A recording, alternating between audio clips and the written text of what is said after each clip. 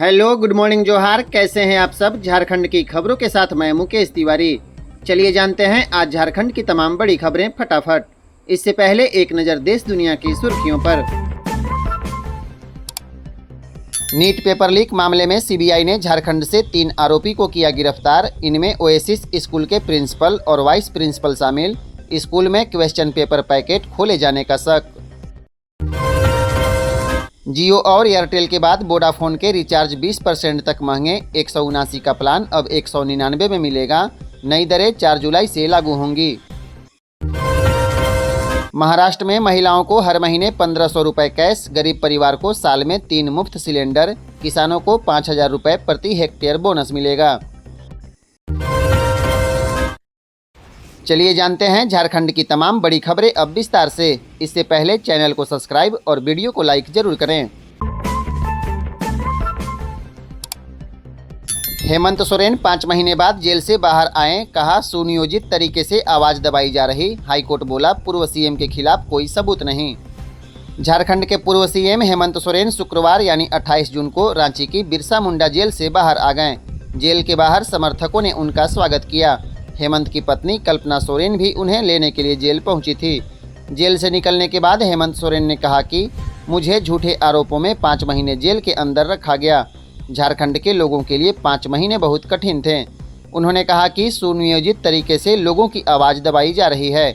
दिल्ली में मुख्यमंत्री जेल में बंद हैं। मंत्रियों को जेल में डाल दिया जा रहा है।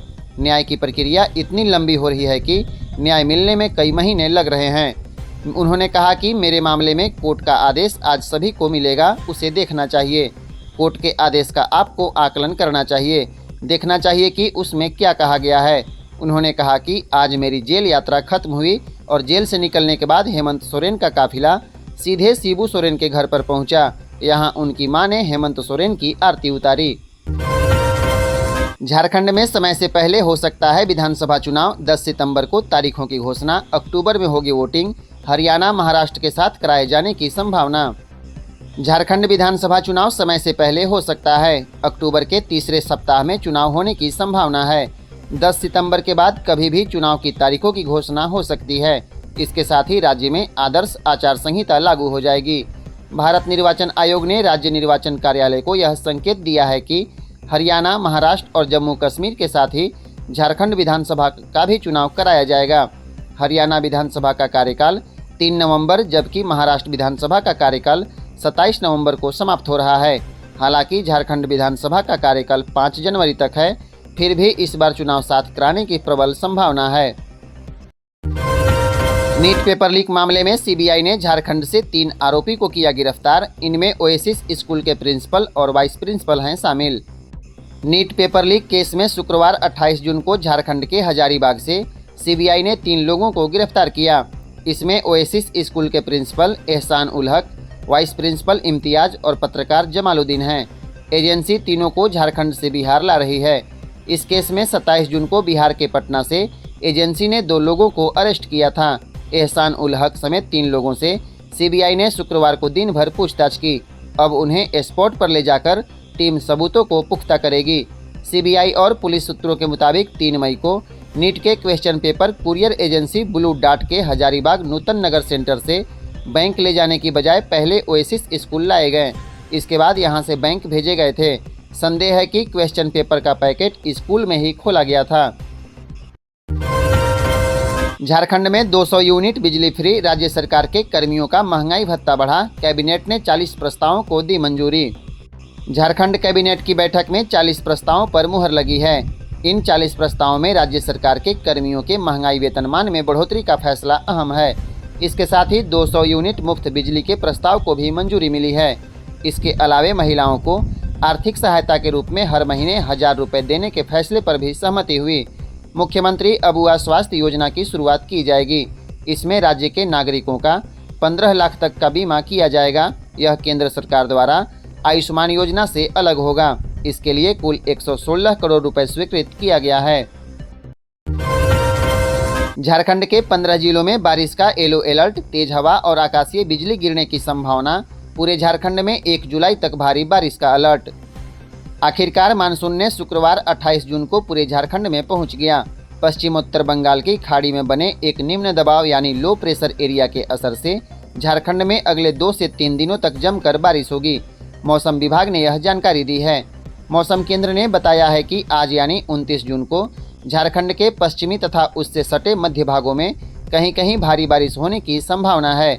30 जून और 1 जुलाई को भी झारखंड के कई इलाकों में कहीं कहीं भारी बारिश होगी। मौसम विभाग ने बताया कि शनिवार 29 जून को गढ़वा, पलामू, चतरा, कोडरमा, हजारीबाग, रामगढ़, रांची, लोहरदगा और लातेहार में कहीं कहीं भारी बारिश हो सकती है।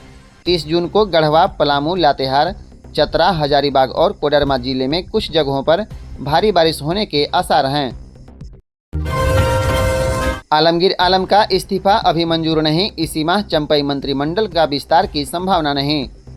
चंपई सोरेन मंत्रिमंडल का इस महीने विस्तार होने की कोई संभावना नहीं है, क्योंकि ग्रामीण विकास मंत्री आलमगीर आलम का इस्तीफा अब तक मंजूर नहीं हुआ है। आलमगीर का इस्तीफा बुधवार को जेल प्रशासन के माध्यम से मुख्यमंत्री कार्यालय पहुंचा, इसलिए शुक्रवार को मंत्रिमंडल विस्तार की संभावना कम हो गई। कांग्रेस के भी मंत्रियों के नाम की सूची अभी मुख्यमंत्री को नहीं मिली है। अब 30 जून को हूल दिवस है, इसमें भाग लेने के लिए मुख्यमंत्री चंपई सोरेन 29 जून को भोगनाडीह चले जाएंगे। ऐसे में इस महीने मंत्रिमंडल का विस्तार लटक सकता है। मंत्रिमंडल विस्तार के सवाल पर गुरुवार को सीएम ने कहा कि यह गठबंधन की बात है, जल्द ही इसकी जानकारी दी जाएगी।